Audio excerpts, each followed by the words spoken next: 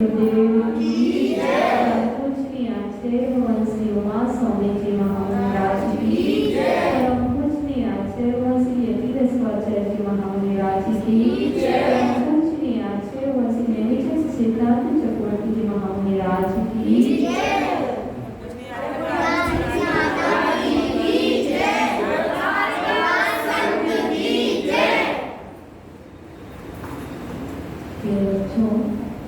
अभी तक हम सब यहाँ पर संध्याकालीन सत्र में चैन मोबाइल के माध्यम से सर्वप्रथम जो हमारी क्लास स्टार्ट हुई थी उस क्लास के माध्यम से हमने जाना था आकाश द्रव्य के ठीक मध्य में लोकाकाश है और लोकाकाश के ठीक मध्य में तीनों लोग हैं, अधोलोक, मध्यलोक और भूलोक। और ये सब तीनों लोगों की जो ऊंचाई थी और चौड़ाई थी और इसका पूरा व्यास हमने जाना था 343 घनराजू, जिसमें हमने जाना था अधोलोक 7 राजू प्रमाण है, मध्यलोक 1,40,000 योजन प्रमाण है और ऊर्ध्वलोक 7 राजू प्रमाण है।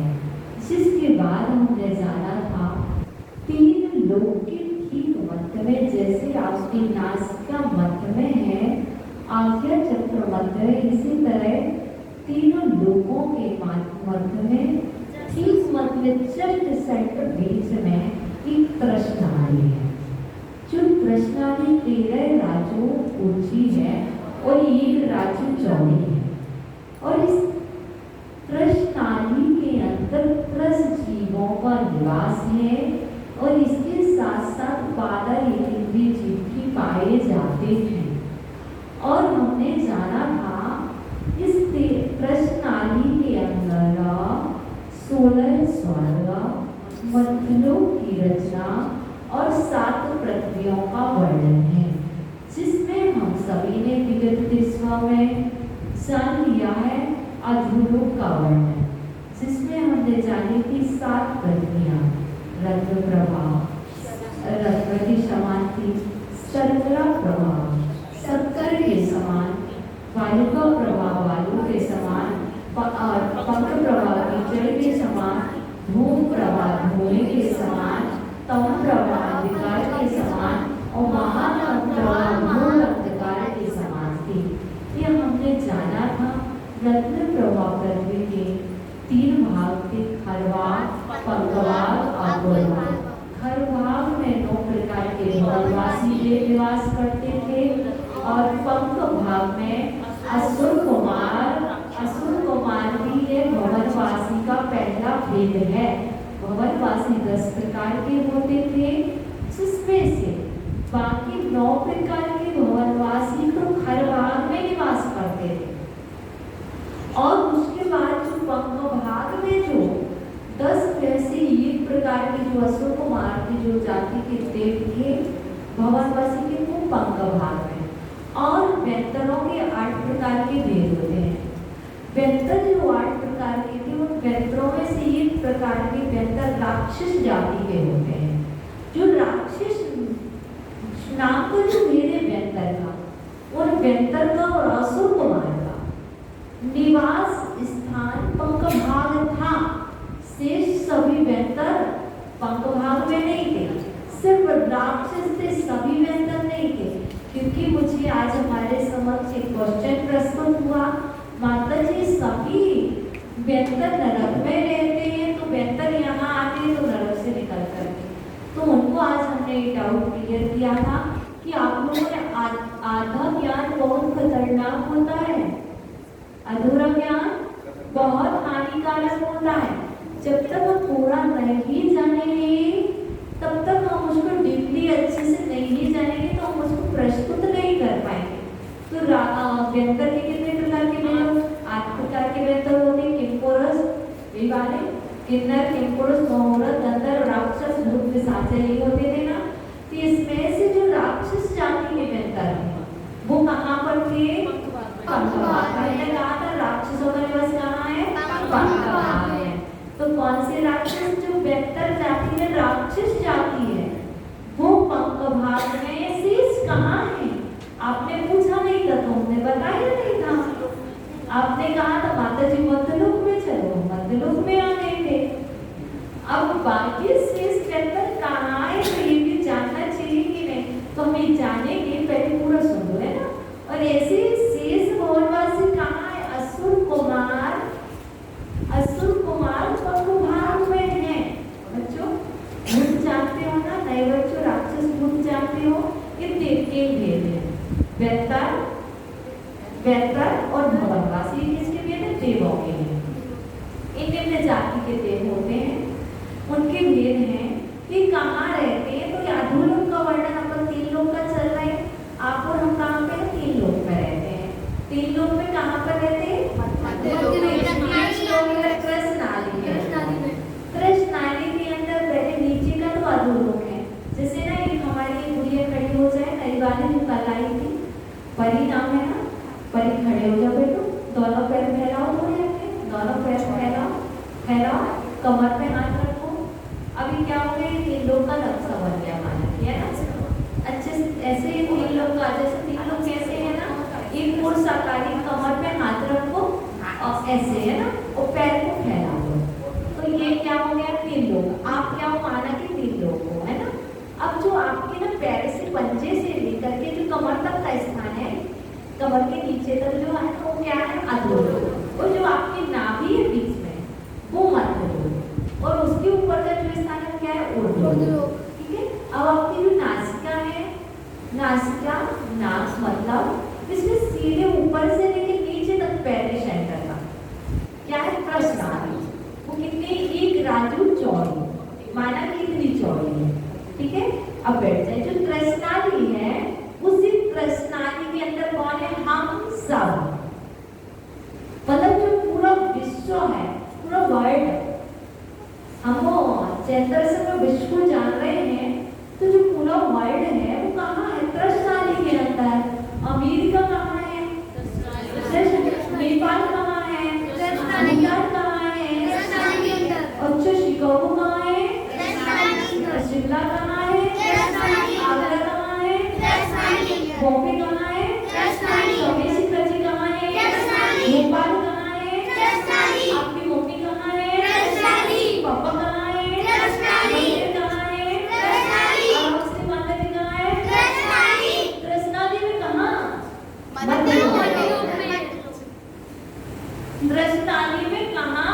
मध्यलोक में। पहले हमने नीचे का जाना, तो हम जो कुछ भी जान रहे 3 लोक के अंदर, कृष्णाली के अंदर कौन कौन सी चीज कहाँ पर रहते हैं। जैसे कि ना माना कि ये पैन है, ये मान के चलिए आगे 3 लोग हैं। ठीक है। 3 लोग, इसके सेंटर में क्या है? कृष्णाली है। आप समझिए कि यहाँ पर जैसे स्केल से अपन ने डिवाइड किया, तो यहाँ पर बीच में जो स्केल बन गया वो क्या है? कृष्णाली। अब कृष्णाली में यहाँ सेंटर पॉइंट पकड़ेंगे। सेंटर में क्या है? मध्यलोक। जहाँ पर हम सभी रहते हैं वो क्या है? मध्यलोक। हम इस मध्यलोक में, अब इसके नीचे क्या है? जाना तो अधोलोक। इसके ऊपर क्या है? ऊर्ध्वलोक। तो इस अधोलोक में कौन था? हमने ये जाना था। तो अधोलोक में सबसे पहले हमने जाना था रत्न प्रभा, सर्करा प्रभा, बालुका, तांतुके धूम, तांतु महाका। इस रत्न प्रभा के 3 भाग किए थे, 3 डिवाइड किए थे हमने। हर भाग में जाना तो 9 प्रकार के भवनवासी, राम कुमार, सुपन कुमार, विद्युत कुमार इत्यादि जो थे वो 9 प्रकार के भवनवासी जाते हर भाग में। इसके बाद आता पंख भाग। सेकेंड स्टेज जो थी रत्न प्रभा की वो थी पंख भाग। उस पंख भाग में कौन था? तो हमने कहा था असुर कुमार। ठीक है। असुर कुमार एक नहीं है, बहुत सारे हैं। आपने पूछा नहीं था तो वो भी मैटर अभी छूटा है। असुर कुमार कितने प्रकार के कितने देव होते वो। इसके बाद उसके बाद राक्षस, असुर कुमार और राक्षस का निवास कहाँ होता बच्चों? पंख भाग में। जो अपन को मम्मी लोग डरवाती है ना, राक्षस आएगा पकड़ ले जाएगा, बोलते ना। बेटो राशि क्या है तुम्हारी जिज्ञासा? बोलिए। माताजी पूरा अंतरिक्ष कृष्णाली में, पूरा सब कुछ अंतरिक्ष जो भी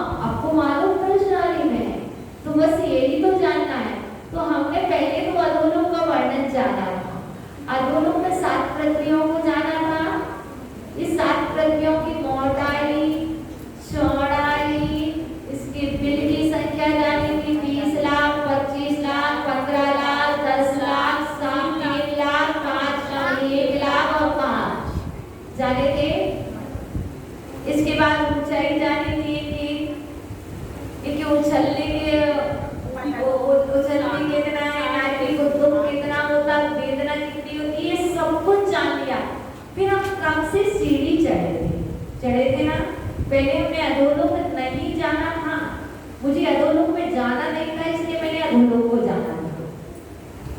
अब मुझे मध्यलोक में हूँ, लेकिन मुझे उर्धलोक की यात्रा करनी है। और मध्यलोक में क्या क्या है जो हमने देखा नहीं है, सिर्फ कानों से सुना है। मैंने सुना था और आपने सुना था श्री देवी होती, बच्चे सुना था ना, श्री देवी होती, श्री देवी का भवन होता। लेकिन हमने श्री देवी का भवन भी देख लिया, हमने श्री देवी के निवास पारिवारिक कमल भी देख लिए, हमने सब कुछ तो देखा। हम सभी कहाँ पर है? जम्मू द्वीप में।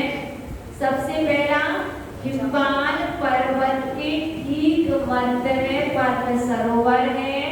पद्म सरोवर में एक कमल है और कमल पृथ्वी समान है, और कमल की जो नाल है बैडूल मणि की है, और 10 योजन नीचे है और आधा योजन जल से ऊपर है। और उस कमल के मतवा को कटिका कहते हैं, और इसकी जो मेड़ान है वो रजत की है, और उस कमल में जो पराग है वो स्वर्णमयी है। और उस मध्यवा पर जो मध्यवा है कमल का, उसके ऊपर श्री देवी का भवन है। ग्रह कहूँ, भवन कहूँ, वहाँ सब एकार्थवाची है। और उसके परिवार में क्या श्री देवी अकेली रहेगी? मन में एक क्वेश्चन आता है। देखो, मैं देवी परिवार को लोग पूछते, हमारी एक राशि पूछ रही थी, माता जी यदि मैं देवी बनूंगी तो मैं अकेली रहूंगी? नहीं, यदि तुम पुण्य करके कुछ बनोगी तो तुम अकेली नहीं रहोगी, परिवार होगा। हाँ, तुम्हारा भी परिवार होगा। तो ऐसे ही जो श्री देवी थी, हिरी देवी थी, हृदय थी, कीर्ति थी, बुद्धि थी, लक्ष्मी थी, जो भी देवी थी 6, इन सभी देवियों का अपना अपना परिवार था। और उनका वो परिवार कहाँ रहेगा?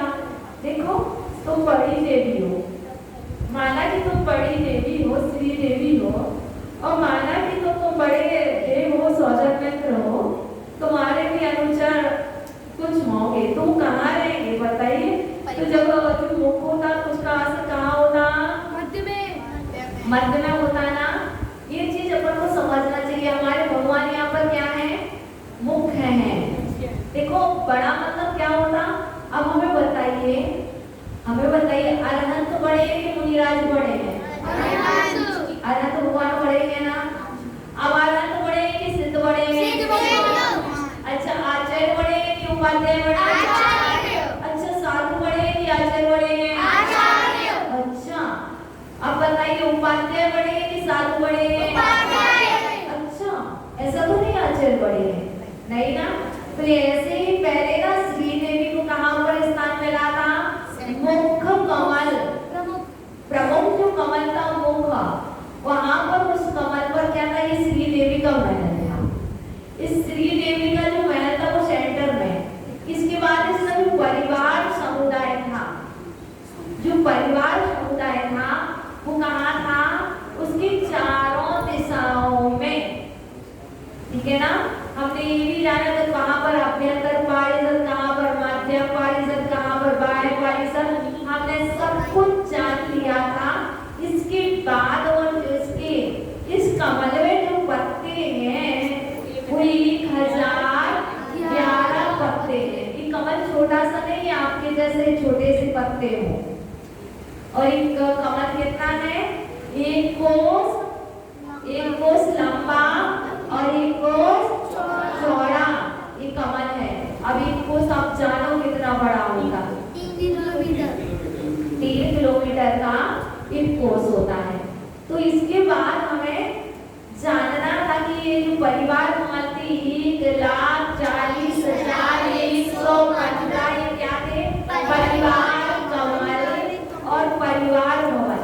तो श्री देवी का परिवार, श्री देवी के परिवार में एक दो सदस्य नहीं थे। पुण्यात्मा जी को पुण्य करने से एक दो लोग नहीं मिलते। जो बड़े पुण्यात्मा होते हैं उन्हें बहुत बड़ा भरा पूरा परिवार मिलता है।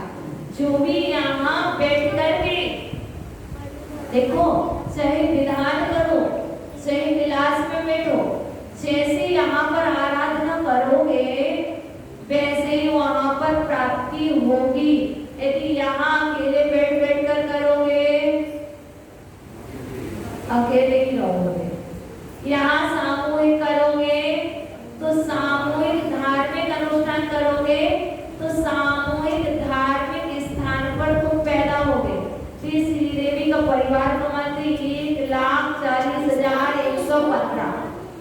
बाद हमने जाना था कि जो श्री देवी का जो महल था इसमें दो चीजें छूटी थी, पूर्व दिशा,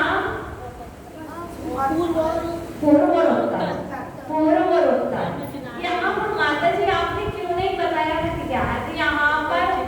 यहाँ पर सामने जिनालय है, तो पूर्व दिशा और उत्तर दिशा में क्यों नहीं है वहां पर परिवार कमल, क्यों नहीं है उनके भवन?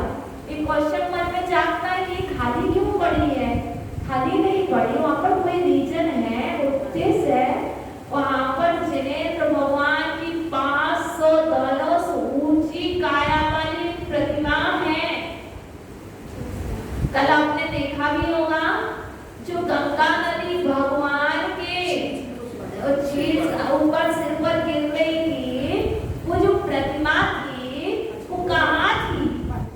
क्योंकि मन में आता वो प्रतिमा कहाँ थी। तो जो देखो जो श्री देवी का महल था उस महल के ठीक सामने जो जगह स्पेस था वहां पर 500 धनुष काया की विशाल प्रतिमा, उस टापू के ऊपर जिनेंद्र भगवान की प्रतिमा और गंगा नदी वृषभाकार वहां से आते हुए कहाँ गिर रही थी? मस्तक पर गिर रही थी और श्री देवी देख करके धन्य हो रही थी। तो वो हम तो यहाँ वीडियो देख करके खुशी मनाते हैं, जो साक्षात देखता उसे कितना खुश होता होगा, कितनी खुशी होती होगी, बहुत ज्यादा। तो ये हमने जाना था कल तक। इसके बाद हमें आगे जानना था, आपने 14 नदियों के नाम पढ़े थे। शेष नदियों को जानने की बिल्कुल भी आवश्यकता नहीं, शेष नदियों को जानने की इसलिए बिल्कुल आवश्यकता नहीं थी। गंगा जैसे निकली है वैसे ही सिंधु निकली है और वैसे ही रोहिताश से निकली है। ये सारी नदियां जैसे यहाँ से निकली ऐसे ही पूरी जाएंगी सीधा और पूरे चक्कर लगाएंगी और वो सारी जाकर के लवण समुद्र को जगती को प्राप्त हो जाएगी। एक को देख लिया तो सबका समझना कि वो सारी नदियां जाएंगी, कोई दक्षिण से निकलती है तो कोई उत्तर से निकलती है, और जहाँ जो दक्षिण से निकलती है वह पूर्व में जाके मिलेगी, है ना, और जो उत्तर से निकल रही है वो शायद पश्चिम में जाके मिलेगी। यही सब कुछ होगा, लेकिन जाएगी वो सब कहाँ? और वो सब क्या करके नदी भी इतनी अनुशासन में बैठी है, नदी भी इतनी अनुशासन में बैठी कि परिक्रमा ठीक से लगाती है। यदि शिक्षा लेना उस नदी से भी शिक्षा ले सकते हैं। वो नदी भी अनुशासन में बैठी। और कल हमने 2 कुंड देखे थे, खंड आपने देखे होंगे, और आपने गुफाएं भी देखी होंगी, खंड प्रपात गुफा देखी होगी, खंड प्रपात गुफाएं देखी होंगी जहाँ पर विद्याधर छुप जाते थे। और इसके बाद आपने देखा होगा ये नदी का वर्णन है।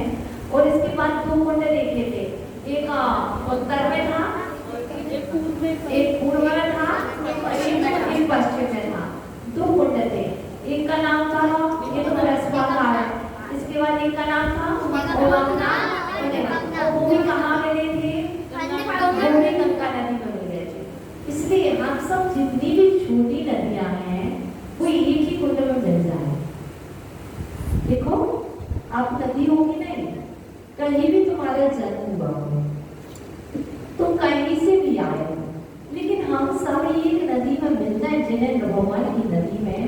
जब वो कुंड कहीं भी थे, कितनी भी दूर थे, कहीं भी कुछ थे, और सब एक जगह प्राप्त हो जाते।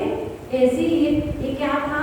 ये तो सुमेरु पर्वत था, है ना, ठीक है। इसके बाद हमें विशेष रूप से आज जानना था, क्योंकि आज संडे था, विशेष रूप से आज जानना था कि आपने एक गंगा कूप है, ठीक है ना, ये सब चीज आप देख चुके हैं पहले, और एक देख चुके जिस विषय को आप बिल्कुल भी नहीं लेंगे, तो हमने आज आपको रिवाइज कराया है।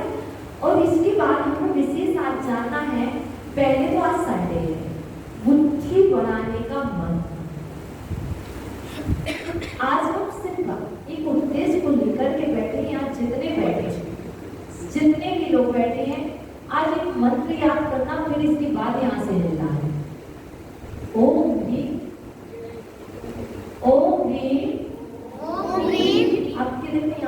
मोबाइल में है इसीलिए, और आप प्रोजेक्टर पे दे। ओम ह्रीं श्राम श्रीं ओम ह्रीं श्राम श्रीं ओम ह्रीं श्राम श्रीं जब तक याद ना हो जाए तब तक बोलेंगे।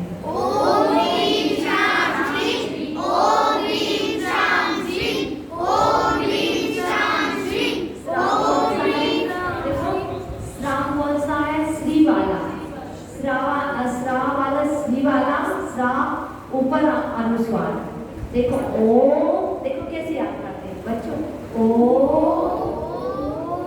ह्रीं श्राम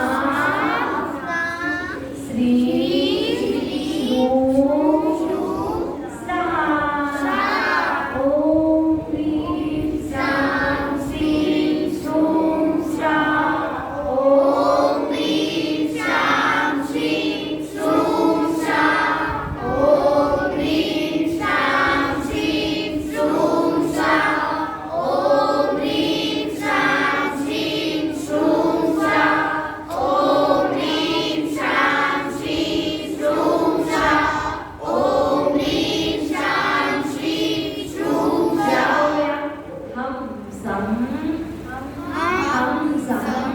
हम सम हा के ऊपर अनुस्वार, सा के ऊपर अनुस्वार। हम सम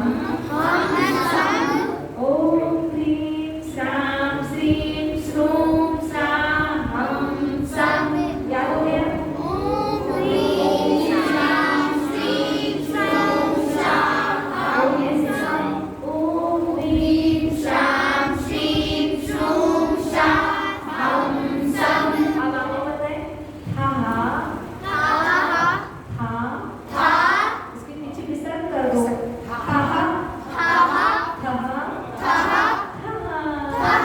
तीन बार कर दो। हम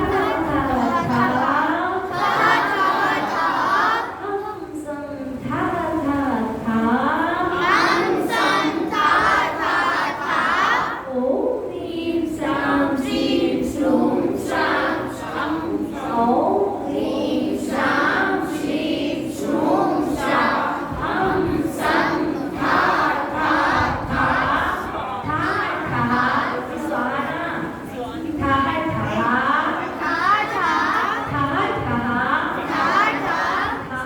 समझते हो ना? जी ऐसे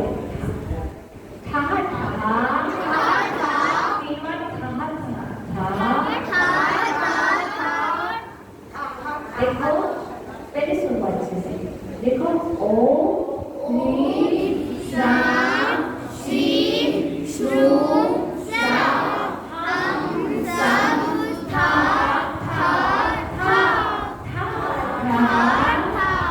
दो बार बोला। था कितने बार है? दो बार। कितने बार है? 3 बार। ठीक है। था दो बार, तीनों ने बोला। सरस्वती भगवती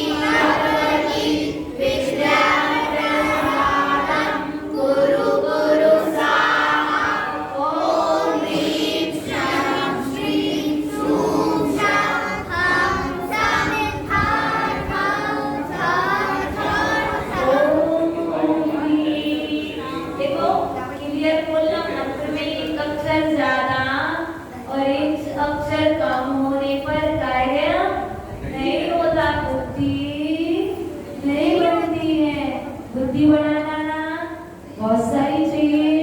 तो जल्दी से आगे बात कर लो कैसे।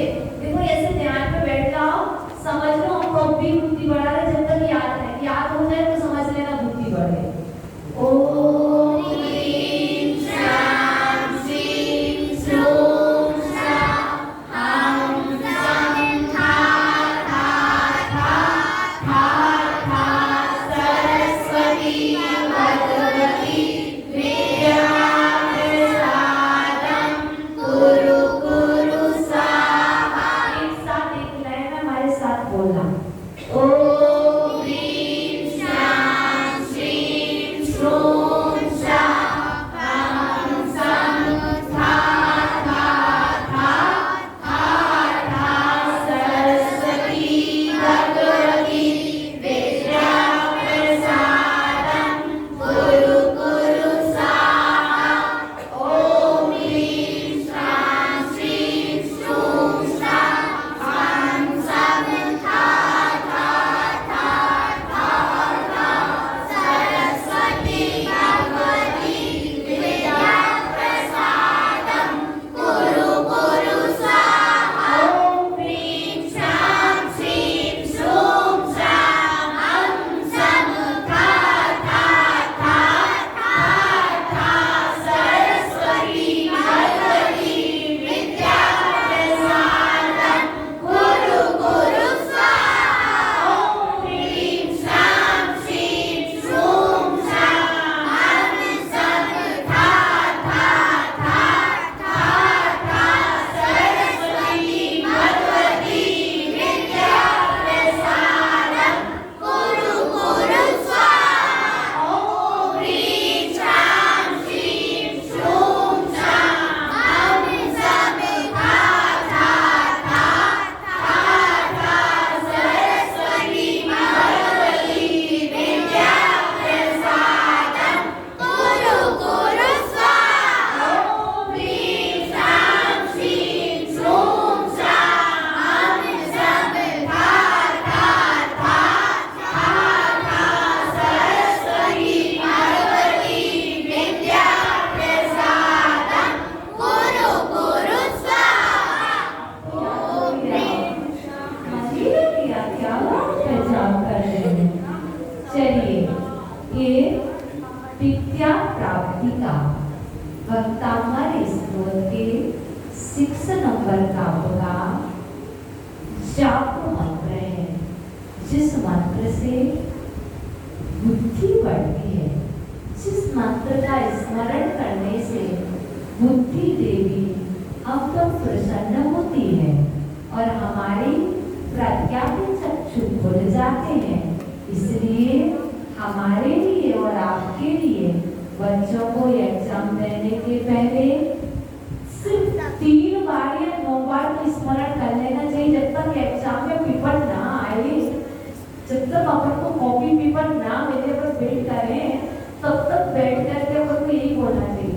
ओम ह्रीं श्रां श्रीं श्रूं श्रां हं सं था था था था सरस्वती भगवती सरस्वती भगवती विद्या प्रसादं कुरु कुरु स्वाहा। ओम ह्रीं श्रां श्रीं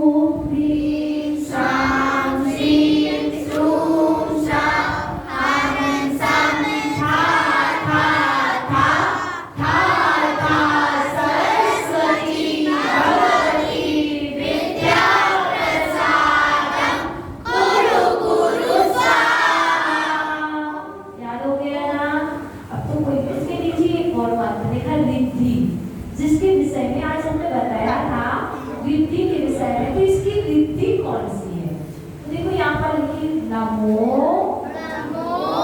कोठ अब इसका चाप कैसा देते हैं पता है? ओम क्रीम नमः नमो कोठ नमः श्रोम श्रोम नमः स्वाहा। ये तो बहुत इजी है ना।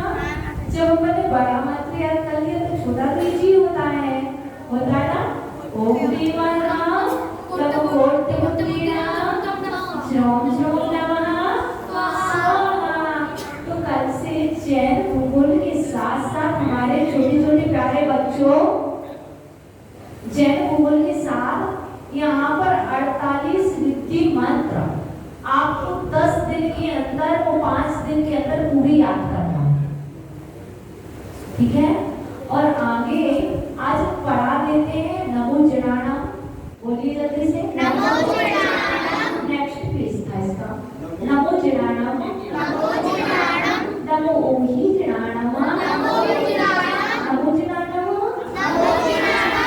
से कितना याद करना। नमो जनाना नमो ओहि जनाना नमो जनाना नमो ओहि जनाना नमो परमोहि जनाना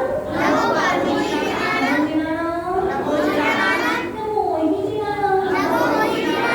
परमोहि जनाना। आ गया ना कैसा?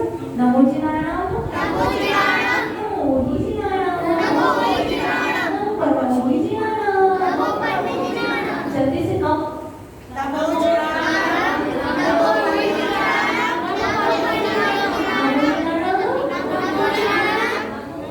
कैसे? अच्छे से स्वर में नमो जनाना नमो ओहि जनाना नमो परमोहि जनाना। तो चलो अब 3 याद हुए ना। नमो जनाना नमो परमोहि जनाना। अब ऐसे नहीं बोलेंगे, अच्छे से हाथ जोड़ेंगे। और जैसे ना अपन बहुत ज्यादा क्या होता है ना, जब फेस्टिवल आता तो स्कूल में कितने अच्छे से प्रेयर करते ना। वैसे ही अपन भगवान से बहुत अच्छे से प्रेयर करें